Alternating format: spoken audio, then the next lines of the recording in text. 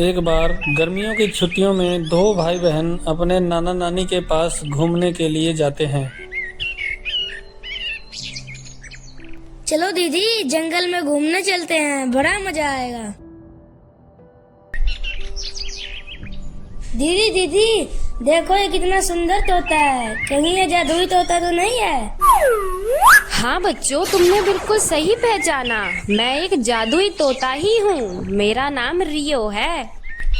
तुम लोग इस जंगल में आए हो तो मैं तुम्हें कुछ खास बातें बताना चाहता हूँ। और एक बात का और ध्यान रखना, इस जंगल में एक काले जादूगर का वास है। रियो भैया, आखिर ये काला जादूगर कौन है?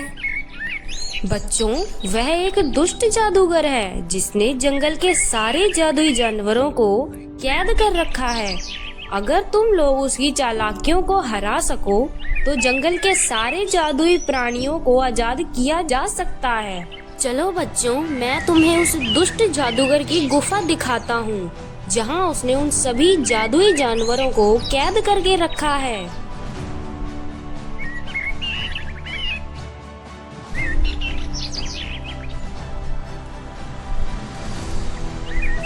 यह देखो बच्चों, यह रही काले जादूगर की गुफा। लेकिन अंदर जाने के लिए तुम्हें 3 पहेलियां हल करनी होंगी, फिर इस गुफा का दरवाजा खुल जाएगा। बच्चों, यह देखो, इसी दरवाजे पर लिखी है तीनों पहेलियां।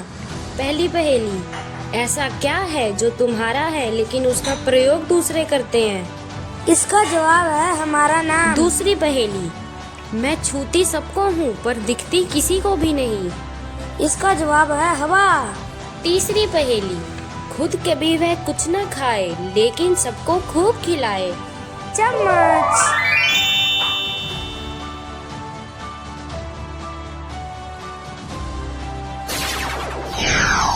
बच्चों, अब तुम अंदर जा सकते हो।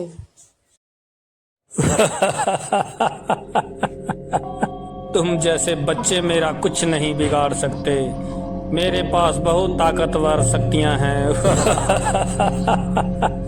तुम्हारा जादू तभी तक ताकतवर है जब तक हम तुमसे डरते हैं, लेकिन हम तुमसे डरते नहीं दुष्ट। इस दानव को हराने के लिए तुम्हें अपने दिल की ताकत से एक जादुई तारा बनाना होगा।